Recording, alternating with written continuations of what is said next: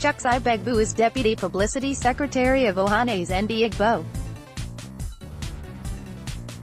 He spoke to MAGNUS EZE on the controversy concerning the adoption of Atiku Abubakar, arguing that it was in the best interest of the Igbo. He said that President Muhammadu Buhari, like a chameleon, would never change his attitude towards Ndigbo. Ohanaeze Secretary General and some other Igbo leaders have disowned the endorsement of Atiku Abubakar by the Imeobi Ohanaeze. What's your view? People have right to express their views. Uche is the Secretary General of Ohanaeze Ndigbo. He has right to express his views and any other person has right to express his view, but you know that in a meeting and when the decision is taken, majority carry the day while the minority have their say. The National Executive Committee of Ohanaeze met. The issue was discussed extensively. Majority believed that there should be adoption. As the spokesman of Ohanaeze Ndigbo, I said no, there should be no adoption, that we should be more diplomatic. Barrister Uche said there should be no adoption, but even if we must adopt, we should adopt Buhari, but the majority said we should adopt Atiku. The minority lost and the majority won. As a spokesman, I said no, from my own insight and experience we should not adopt anybody. Remember, there has been insistence by Ndigbo that they will support anybody that will restructure Nigeria. So, majority have their way and minority have their say. The Imeobi was scheduled for 24th of January. The chairman of the Imeobi is the President General and the Secretary of Imeobi is the Secretary General. By the time the meeting was fixed, nobody was told that Buhari was coming to Igbo land or to Enugu, and we fixed our meeting. But when we got the information later that the president was coming, we said, well, since our Imeobi members were also in a PC and in other parties, we should give them the benefit of adjusting the time, and we adjusted the time to 4 p.m. so that everybody will be given opportunity to be there.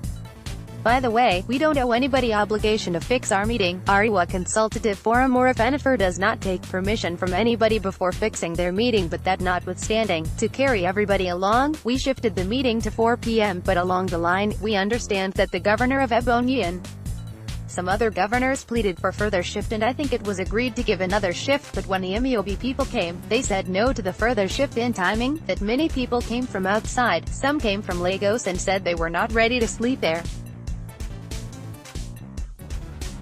So, I think the meeting started around 5 p.m. and the resolutions were taken, and that was what happened.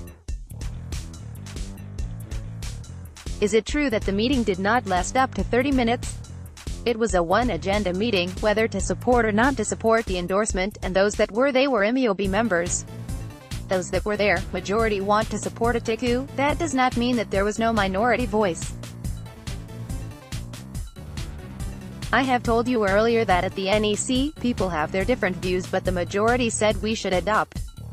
People are confused about the status of the Imeobi. Does the Imeobi take decision and the General Assembly will ratify?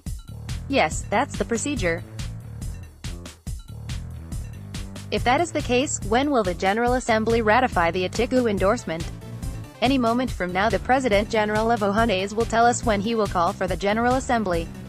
It is just a formality because the Imeobi takes a decision before General Assembly ratifies. The NEC submits memoranda to the Planning and Strategy Committee headed by Professor Chuks, which met and gave the NEC their resolution, and it was that resolution that was debated on before it was taken to the Imeobi. The report of the committee was read out to members of NEC in session. Are you not bothered about the trend the adoption has taken? This is a matter of opinion. People can have dissenting views. We should try to understand where we are coming from and where we are going to. I think the Igbo want the restructuring of this country. Let us not lose sight of what the Igbo want. Let us be sensible for once and mark you that the Ohanaeze is for the Igbo, therefore it was not a personal opinion. Ohanaeze is there for the common man, we are there for the man in the village, we are there for the IPOB, MASSOB, and we are there for the millions of our people that are jobless. We are not there to pander to the whims and caprices of a few tiny elite. The controversies are part of a right, but the issue is, what do the Igbo want? Igbo want restructuring. Igbo are not comfortable with the reality on ground. The 5 states in Igbo land have 95 local governments, while Kano state alone has 44 local government areas. When everything is based on states and local governments, what are these so-called elites talking about it? We have 95 local government areas and our people are suffering. Atiku said he would do restructuring. Have you seen his template, or you just embraced him because he said it? It is said that out of the abundance of the heart the mouth speaks. It is only God you can trust in anything in life, but out of the abundance of the heart the mouth speaks. This is the man that has said something and somebody that refused to say something, somebody that is silent and somebody that has said something, even if at the end of the day he doesn't do it the way he has planned. At least he has said that he is going to restructure. He has said he understands the feelings, the grievances of the people of Nigeria. So which one do you prefer? We are not God to know whether he will not do it, but he has said he will do it. Sikh mausoleum was inaugurated in Onitsha. People had thought that Ohanaeze would have been there, even that of the IPP, knowing what the area IPP means to the Igbo. How do you react to that? The President General of Ohanaeze told us that Ohanaeze was not invited for the commissioning of the Sikh mausoleum, that he read it in the newspaper like every other person.